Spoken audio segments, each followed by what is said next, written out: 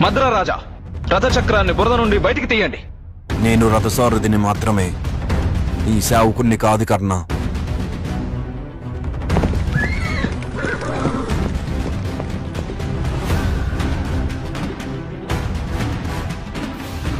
ఈ యుద్ధం పూర్తయిన తరువాత ఈ మాతకు నీ జన్మ వృత్తాంతాన్ని ప్రకటించేందుకు అనుమతినివ్వు పుత్ర.